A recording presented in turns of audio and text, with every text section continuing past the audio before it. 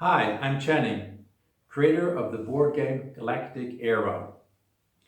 This is the second part in a series of videos I'm doing about how the backstory is implemented in the game. In this part today, I will be talking about technology. So every player in the game gets this technology track, and there are 5 technologies. There is military, spirituality, propulsion, robotics, and genetics. Military technology increases the strength of your ships in the game, and this is obviously with having better and improved weapons such as laser beams and railguns, technology which is already supposedly used by the secret space program and by ETs. But this also includes defensive technology such as the ability to increase the size of metal ever so slightly in your opponent's spaceships and equipment. This technology was given to the Solar Warden secret space program by Blue Aliens, supposedly. And what this does is, if you can increase the size of metal, even if it's just a little bit in your opponent, then anything mechanical there, anything that needs to be moved, will be blocked and become useless. So this is a very good defensive technology to have. What military also includes, though, is things such as better organizations and better tactics. Then we have the spirituality technology, which I talked about in the previous video, but I will mention again previously. Spirituality in the game gives you the ability to look at hidden things called remote views and to trade at a distance. And what this basically is psychic abilities. So many of the insiders talk about psychic abilities and consciousness and spirituality. And if you develop your spirituality, you gain these psychic abilities. Then we have the propulsion technology. So in the secret space program, they already have faster than light travel or superluminal travel, and many of the ETs obviously do too. And there are multiple methods how you can do this. One of them is called electrogravitics or warp drive or gravity waves. So you have a machine that can create an artificial space-time bubble along which you can ride at very high, even faster than light speeds.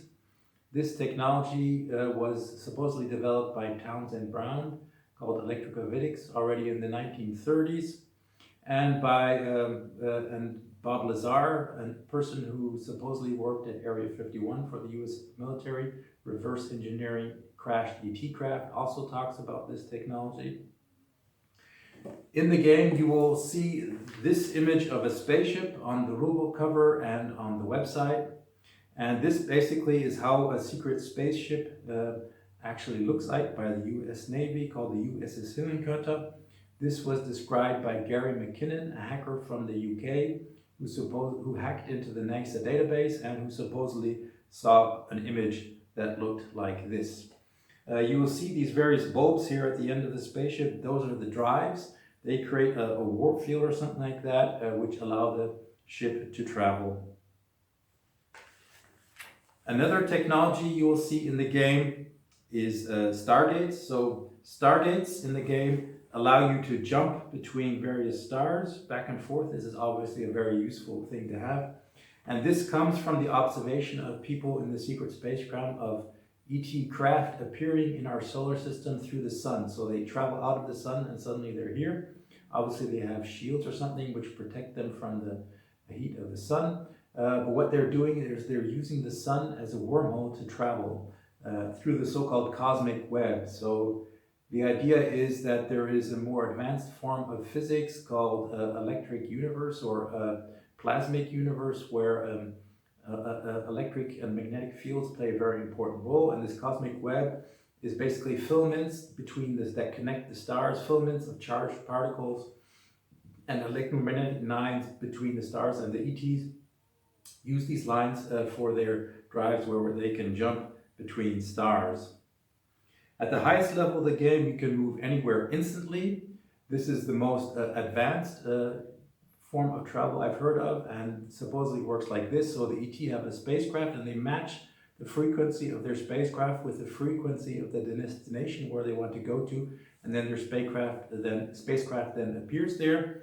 This obviously allows you to go anywhere instantly in the galaxy, in the universe, as long as you know the vibration or frequency of the destination. And the idea behind this is an even more advanced understanding of physics, where everything is basically reduced to just a frequency or vibration. Nikola Tesla also talked about this already. Another thing you can get at levels 5 and 6 of propulsion is the ability to teleport your population between stars, so you can just move around your population. And this is based on the idea of so-called jump rooms, something like similar to what you see in the Stargate series. So an insider called Henry Deacon supposedly worked for the secret space program, and he lived in the UK, but he worked every day on Mars.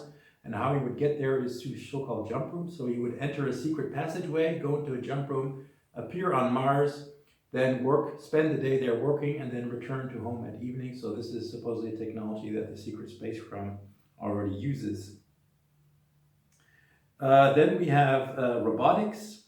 Robotics, obviously, like we already know, can be used to increase production. So with robotics, you produce more ships and more locations where you can place ships.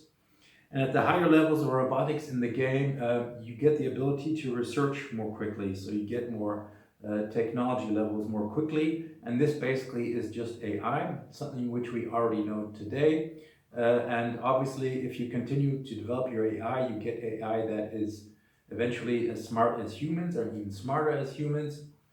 The story that is told, though, in the secret space program is, though, that many civilizations in the galaxy have developed AI, and it was so good and so useful that they let the AI eventually run their entire society, and they didn't have to do anything.